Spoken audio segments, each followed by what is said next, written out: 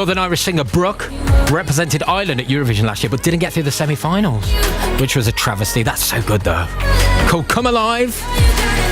Thanks to Bewitched, thanks to Sally.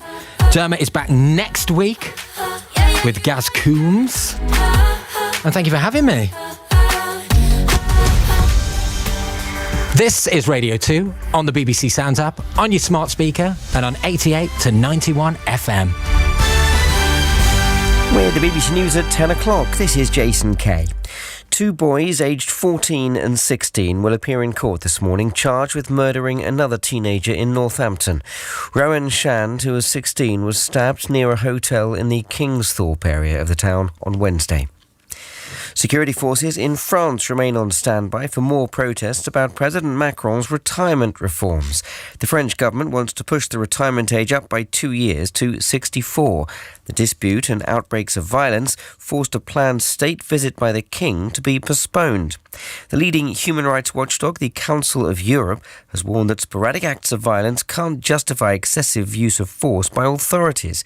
Hugh Schofield has the latest from Paris. Among the protesters, there's a great deal of satisfaction and joy, I would say, at the cancellation of the King's visit. Not that they've got anything against the King, but for them this is a victory. It shows that President Macron has been forced into doing something pretty drastic, and it shows that the force of public will is making itself be felt. One king gone, another king to go is how the far-left leader Jean-Luc Mélenchon put it in a tweet. The chair of the Commons Public Accounts Committee, the Labour MP Dame Meg Hillier, says she's not optimistic that the government can recover COVID loans that were claimed incorrectly. The public spending watchdog estimates just 1% of the £1 billion of fraudulent or mistaken grants given to businesses has been reclaimed. Plymouth Council has insisted the felling of more than 100 trees is good for the city. Campaigners yesterday won the latest stage of a legal battle to prevent the council cutting down more. The High Court ruled that an injunction should remain in place to protect the 19 trees still standing. Giles Perrott is the Assistant Chief Executive of Plymouth Council and opposes that injunction. If one looked at the whole scheme in total, it's actually taking a very tired 1980s precinct and regenerating it into a fit-for-purpose 21st century urban precinct with 169 new trees and a fantastic urban drainage scheme.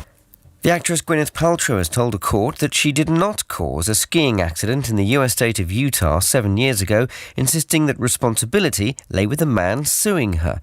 Terry Sanderson says he suffered serious health problems as a result and wants nearly £250,000 in damages. In football, Scotland's men take on Cyprus in the Euro 2024 qualifiers this afternoon.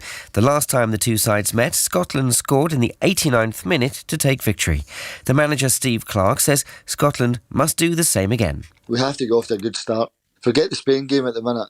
That's a bonus for you, whatever you pick up from that one. But the Cyprus game is a must to set you up for the next game. So if we can take care of this one, Spain will take care of itself.